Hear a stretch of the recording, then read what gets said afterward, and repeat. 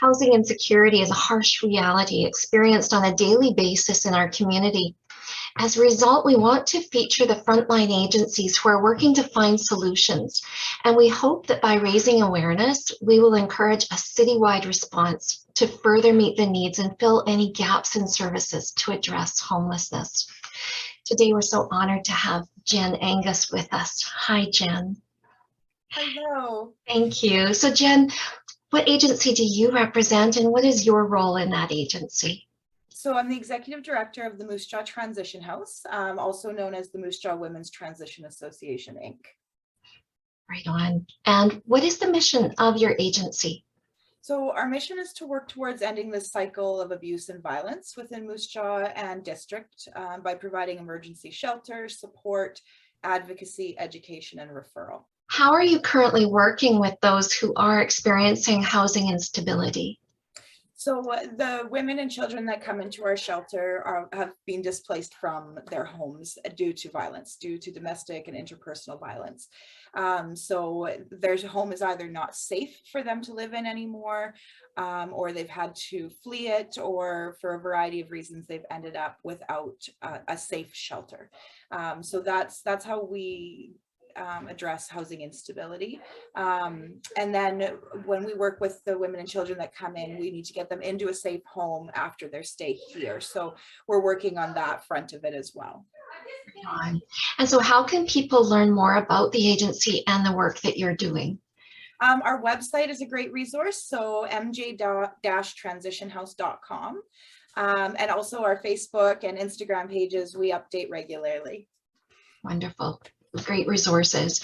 And what do you observe as being gaps in service, and how do you see our community meeting those unmet needs? So right now, and for a very long time, so as a women's shelter for women who are fleeing domestic violence, we do get phone calls often for women who are looking for shelter that are not fleeing violence, which is our mandate. And so women that are housing insecure, or couch surfing, or have no place to go. And we receive those calls from all over the province, but our big focus is Regina and Moose Jaw. And because that's not our mandate of homelessness or housing insecurity, we're referring a lot of women onto social services, and then they get kind of referred back and the cycle continues. So that's, I'd say that at least once a week we're receiving a call, often more, for women that have nowhere to go, that no housing. Wow, that's a big gap then. And you know what it says? It says that they see you as a safe place to call, right?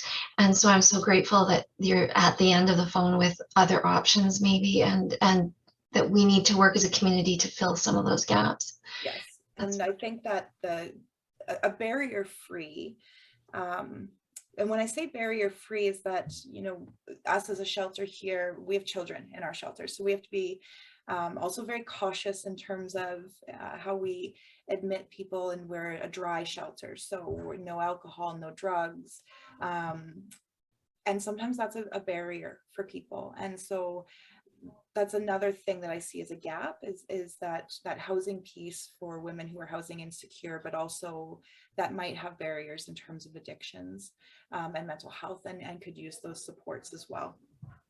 Right on. Thank you. Thank you for sharing that insight. Is there anything you'd like to add to close off? Just that I really hope that in what you're doing here, Del, which is amazing, we're able to get a better idea of what the need is in our community. I think that there's maybe some confusion right now about the need, and this is really going to clarify what people are seeing on the front lines, and how prevalent this issue might actually be in our community. Thank you. Thank you so much for the work that you do, Jenn, and your whole team. Yes, it's the team. I just say here. Thanks, Jenn. All Thank right. you, Della. Take care.